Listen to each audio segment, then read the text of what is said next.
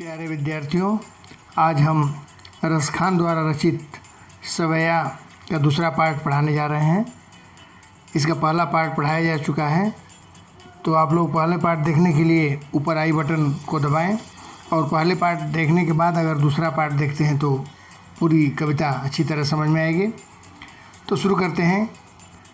सवैया का भावार्थ एवं काव्य सौंदर्य। मोर पखा सिर ऊपर रखियों, गुंज की माल गरे पहिरऊँगी। ओढ़ पीताम्बर लय लकुटी बन, गोधन ग्वारन संग फिरऊँगी। भावत वो मेरो रसखान, सो तेरे कहे सब स्वांग करूँगी। या मुरली मुरलीधर की, अधरान धरी अधरान धरूँगी। इसमें गोपियाँ कह रही है कृष्ण से वो इतना प्रेम करती है कि वो कृष्ण के सारे स्वांग को, सारी वेशभूषा को वो धारण करना चाहती है। कहती है सब कुछ हम लोग करेंगे, कृष्ण जो जो करते हैं हम लोग सब करेंगे। मोर पखा सिर ऊपर रखियो, कह रही है कि मोर के पंख को भी हम लोग अपने सिर पर धारण कर लेंगे। कृष्ण मोर पंख धारण करते हैं, तो गोपियाँ कह रही है कि मोर के पंख को भी हम लोग सिर के ऊपर धारण कर लेंगे, अर्थात हम लोग भी मोर के पंख को लगा लेंगे, कोई दिक्कत नहीं है। रखियों गुंज की माल, और गले में सफ़ेद रंग के गुंज की माला कृष्ण जी पहना करते थे। तो कह रही है गोपियाँ कि हम लोग गुंज की माला भी धारण करेंगे, एक मोती जैसा सफ़ेद माला होता है जिसको कृष्ण धारण करते थे, सफ़ेद माला गुंज की। तो कह रही है कि वो भी हम लोग पहन लेंगे। कृष्ण मोर का पंख धारण करते हैं सिर पर, हम लोग वो धारण करेंगे। कृष्ण अपने गले में गुंज की माला पहनते हैं, सफ़ेद मोतियों के दाने स्वरूप गुंज की माला पहनते हैं, वह भी हम लोग पहनेंगे। ओढ़ पीताम्बर ले लकुटी बन, ओढ़ मने ओढ़ करके, पीताम्बर मने पीला अंबर, पीला वस्त्र। पीला वस्त्र जो कृष्ण धारण करते हैं, कह रहे हम लोग वो भी धारण करेंगे। ले लकुटी, और लकुटी, लकुटी मने लाठी, लाठी ले करके कृष्ण भगवान गाय चराने जाते थे। तो कह रही हैं गोपियाँ कि हम लोग भी लाठी ले करके गाय चराने चले जाएंगे। बन गोधन, गोधन मने गाय, गाय और ग्वारन, ग्वालों के साथ फिरूँगी, मतलब चली जाऊँगी, चराने चली जाऊँगी। गोपियाँ कह रही है कि मोर के पंख हम लोग सिर पर धारण कर लेंगे, जो कृष्ण धारण करते हैं उनको अच्छा लगता है तो हम लोग भी कर लेंगे। गुंज की माला जो वो गले में धारण करते हैं, सफ़ेद मोतियों की माला, वो भी हम लोग पहनेंगे। और पीले रंग का वस्त्र धारण करते हैं, पीला वस्त्र धारण करते हैं, और हाथ में लाठी लेकर के, डंडा लेकर के गायों के साथ, ग्वालों के साथ गाय चराने चले जाते हैं, हम लोग वो भी करेंगे। हम लोग भी हाथ में डंडा ले लेंगे, पीला वस्त्र धारण कर लेंगे और ग्वालों के साथ गाय चराने चले जाएंगे। कृष्ण को जो जो अच्छा लगता है हम लोग सब करेंगे। नेक्स्ट पंक्तियाँ देखते हैं। भावत वो मेरो रसखान, रसखान कवि कह रहे हैं कि जो उनको अच्छा लगता है, भावत मने अच्छा लगना, वो ही मने उनको, मेरो रसखान, रसखान कवि कह रहे हैं। सो मने वो, तेरे सब स्वांग, वो सारे स्वांग हम लोग करेंगे। स्वांग बने भेष, स्वांग मतलब वेशभूषा धारण करेंगे। कृष्ण जो भी वेशभूषा धारण करते हैं, जो उनको अच्छा लगता है, आपस में बात कर रही है गोपियाँ कि ये सखी, कृष्ण को जो भी अच्छा लगता है, जो भी वो स्वांग धारण करते हैं, जो भी वेशभूषा धारण करते हैं, हम लोग भी वो धारण करेंगे, सब कुछ करेंगे हम लोग जो कृष्ण धारण करते हैं। परंतु एक चीज़ यहाँ वो करने से मना करती है गोपियाँ, कहती है या मुरली, मुरली मने बांसुरी, मुरलीधर, मुरली को धारण करने वाले अर्थात कृष्ण।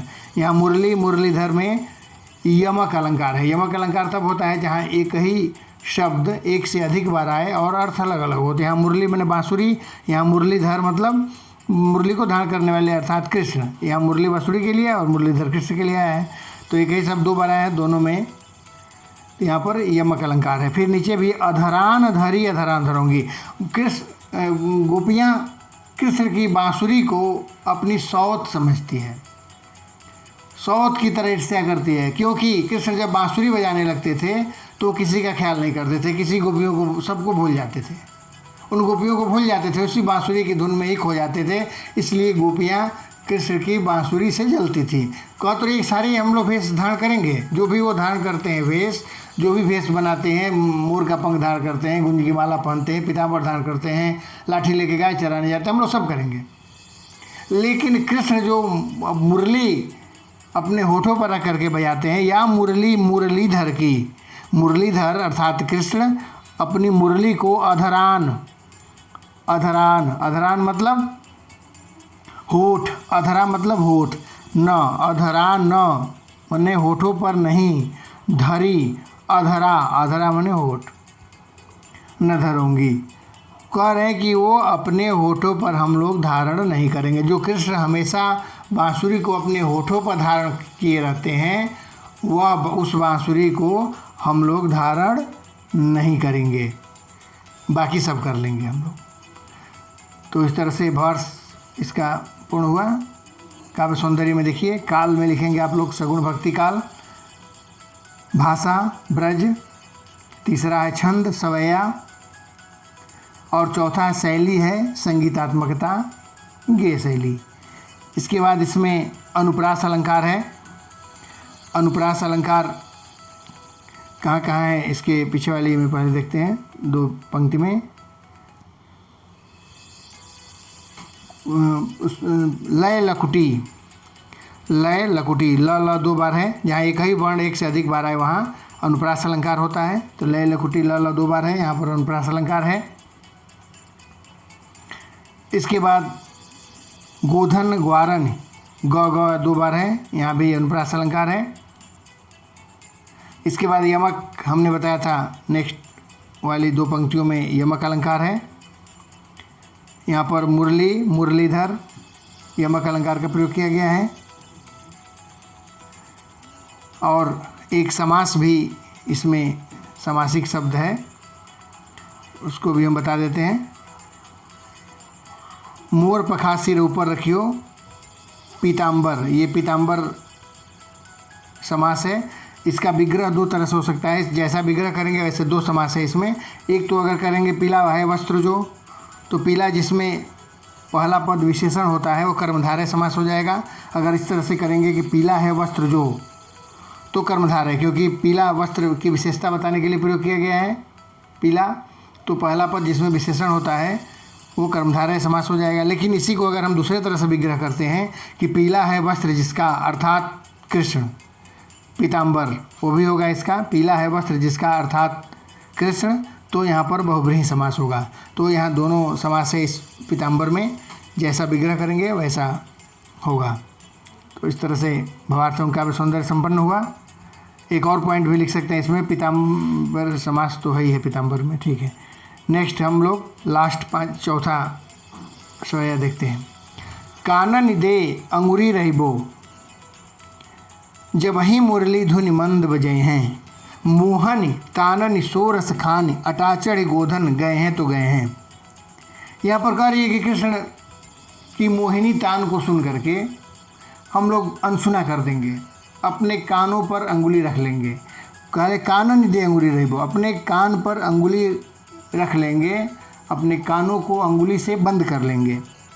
जब ही मुरली धुनि मंद बजई हैं, जब कृष्ण अपनी बांसुरी को मधुर धुन बजाएंगे, बांसुरी की मधुर ध्वनि को जब निकालेंगे, अर्थात जो अपनी बांसुरी को कृष्ण बजाएंगे, उस बांसुरी की आवाज़ को सुन करके हम लोग अपने कानों में अंगुली लगा लेंगे, अर्थात हम लोग उसको नज़रअंदाज कर सकते हैं, उसको त्याग सकते हैं। कृष्ण की बांसुरी की आवाज़ को हम लोग सुने बिना रह सकते हैं, उसको नज़रअंदाज कर सकते हैं।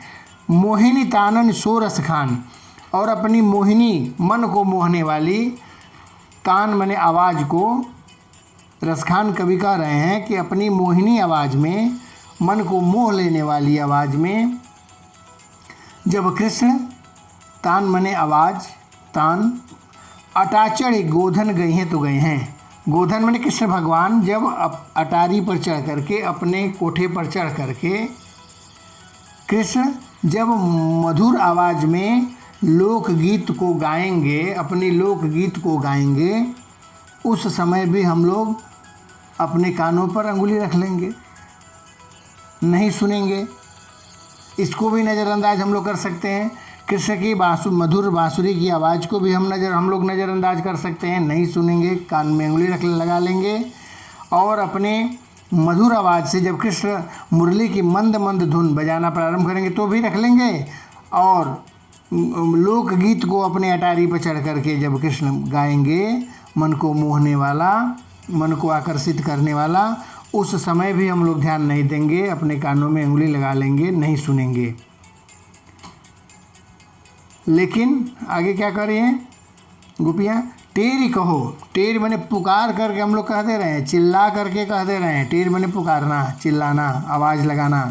कहो मैंने कह देते हैं। सिगरो, सिगरो मैंने सभी, ब्रज लोगन, सभी ब्रज के लोगों से हम लोग चिल्ला करके कह दे रहे हैं, आवाज़ दे करके कह सकते हैं, कह रहे हैं, कह दे रहे हैं।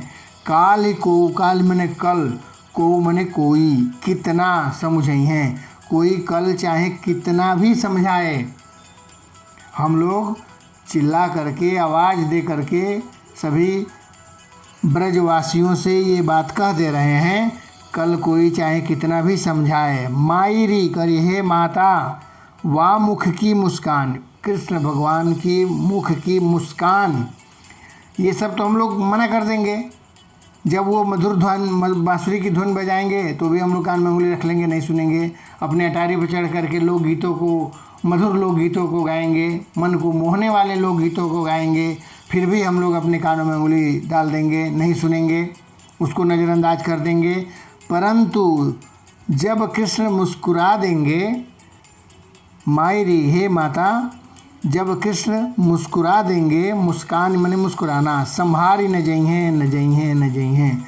लेकिन कृष्ण भगवान जब मुस्कुरा देंगे, उस चीज़ को हम लोग नहीं संभाल पाएंगे, नहीं संभाल पाएंगे, नहीं संभाल पाएंगे। अर्थात हम लोग दौड़े चले ही जाएंगे कृष्ण के पास।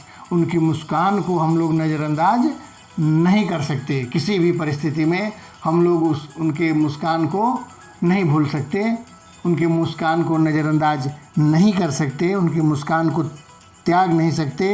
अपने हृदय, मोहिनी मुस्कान से मैं अपने हृदय को किसी भी भांति संभाल नहीं पाएंगे। चाहे कुछ भी हो जाए, हम लोग पुकार करके कह दे रहे हैं समस्त गोकुलवासियों से, ब्रजवासियों से। बाद में कोई कुछ नहीं कहेगा, सारी चीज़ें तो हम लोग कर लेंगे, नज़रअंदाज कर देंगे, पर कृष्ण की मुस्कुराहट को हम लोग कदापि नज़रअंदाज नहीं कर सकते। तो इस तरह से व्यवहार संपन्न हुआ। काव्य सौंदर्य, इसमें भी वही 4 पॉइंट रहेगा। काल, सगुण भक्ति काल, भाषा ब्रज, तीसरा छंद सवैया, चौथा शैली में संगीतात्मकता गेय, और 5वां में अनुप्रास अलंकार है। इसमें एक ही वर्ण क्रमिक रूप से एक से अधिक बार आया है, इसके पहले वाले में भी होगा। कह रहे हैं इसमें एक ही वर्ण क्रमिक रूप से है। गोधन गए हैं तो गए हैं, गोधन गए हैं तो गए हैं, ग 2 बार है यहाँ पर।